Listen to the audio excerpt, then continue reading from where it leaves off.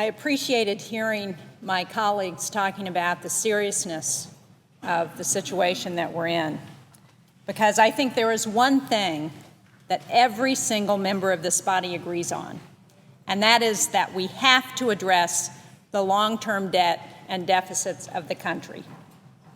And like many members of this chamber, I've repeatedly called for a bipartisan package that includes reforms to everything that's deficit-related.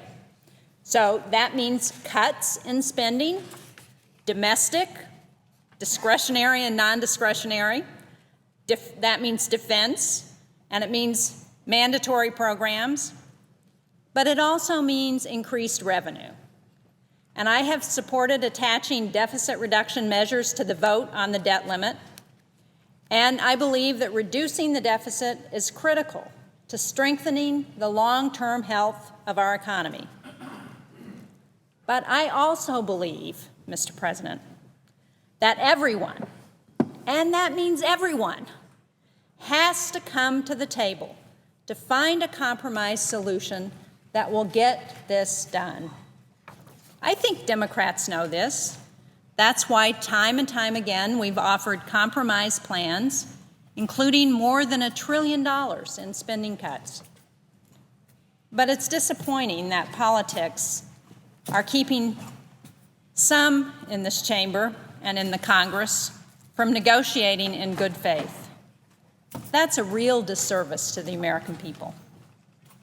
I've spoken before about what some people are trying to protect: tax breaks for big oil, for hedge fund operators, and for yacht owners. But I'd like to speak today about what some are willing to risk to protect those tax giveaways, and what happens if we don't increase the debt limit and meet the United States' financial obligations. First of all, raising the debt limit does not mean spending more. Our spending is set by Congress every year in our annual budget process. Raising the debt limit means paying the government's bills. Our government, the government that all of us are part of, and not just members of Congress, but every man, woman, and child throughout this country. It's not the Democrats' government, and it's not President Obama's government, and it's not the Republicans' government. It belongs to all of us. And we're talking about servicing savings bonds that have been issued under President Reagan, about supporting an army that was first sent to Afghanistan under President Bush, about paying Social Security checks and for food inspectors and air traffic controllers. The discussion we're having now is about the full faith and credit of the United States government. Failure to raise the debt limit means default. It means that the United States would not meet its obligations for the first time in our history. And what would happen? Well, Warren Buffett said, and I quote, "It would, for Congress, be the most asinine act ever." Fed Chairman Ben Bernanke said it would lead to, quote, "a huge financial calamity." Economist and former Reagan advisor Larry Kudlow said default would be catastrophic. The biggest concern these experts name is the potential for a global financial crisis. Companies, pension funds, and governments across the world hold U.S. savings bonds. A default could trigger a crisis worse than the one in 2008. And in fact, we just heard from Secretary Geithner a few minutes ago, it would be worse than the crisis of 2008, which itself triggered the worst recession since the Great Depression. We're just now climbing out of that hole caused by the last financial crisis. We cannot risk another one.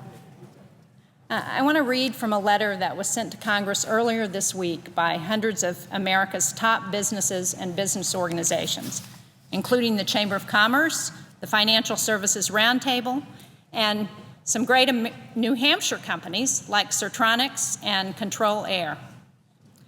And I'm quoting, "We believe it is vitally important for the U.S. government to make good on its financial obligations. It is critical that the U.S. government not default in any way on its fiscal obligations. A great nation, like a great company, has to be relied on to pay its bills, to pay its debts when they become due." And I'm still quoting, "This is a Main Street, not Wall Street issue. Treasury securities influence the cost of financing not just for companies, but more importantly for mortgages, auto loans, credit cards, and student debt. A default would risk both disarray in those markets and a host of unintended consequences. The debt ceiling trigger does offer a needed catalyst for serious negotiations on budget discipline, but avoiding even a technical default is essential. This is a risk our country must not take," end quote.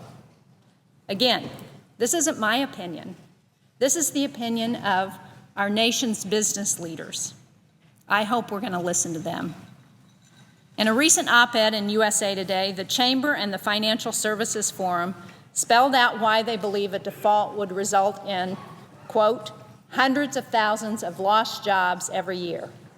First, they point out that a default would halt critical government operations far more abruptly than we've seen in past standoffs over the budget. So that means worse than in 1995 when government shut down. They say, quote, "The U.S. Treasury is expected to take in about $100 billion in tax revenue in August, but needs to pay $300 billion in expenses. The resulting $130 billion deficit would require the government to pick which programs, Medicare, Medicaid, food stamps, unemployment insurance, to pay for and which not to fund. And there would be little money left to pay our troops or to run our courts, the prison system, the FBI, or other essential operations." They go on to note that default would make our government debt and deficit problem worse. Yesterday, Moody's, the credit rating agency, put the United States government's credit rating under review. If Moody's were to downgrade our credit rating, investor confidence in U.S. bonds would be shaken, and it would be more expensive for our government to borrow money. This is something that I understand viscerally, because as governor of New Hampshire, we work closely to try and avoid the rating agencies downgrading the state's borrowing so that we would have to pay more money. J.P. Morgan estimates that the higher interest rates caused by default could increase our annual deficits by a staggering $75 billion a year, just from higher interest rates. If we're really serious about reducing the deficit, this is the wrong way to go. And that's why we need to find a compromise solution. We've done that in the past. The debt limit has gone up under every president in modern times, and I think this list is instructive. It shows that President Nixon raised it 9 times for a total increase of $130 billion and 36% of the cost. President Clinton raised it 4 times. See that? And the cost and the percent of spending. Since President Kennedy, the most frequent and largest increases came under President Reagan. 18 increases, 199% total increase. I don't think anybody here thinks that President Reagan was a champion of big government, or that if he didn't have to raise the debt limit in order to address what he had to do as president, that he would have raised it. This is not a question about the option of raising our debt limit. It's a question of raising our debt limit or catastrophe is going to occur. And I believe that many of our colleagues, Mr. President, on both sides of the aisle, understand the importance of getting this done. I believe that many of them value believe in the value of compromise. We all have to be at the table. We all have to be ready to compromise to reach a solution. I urge my colleagues to do what's right, for us all to put politics aside for the good of the economy and the good of the country. Thank you very much, Mr. President.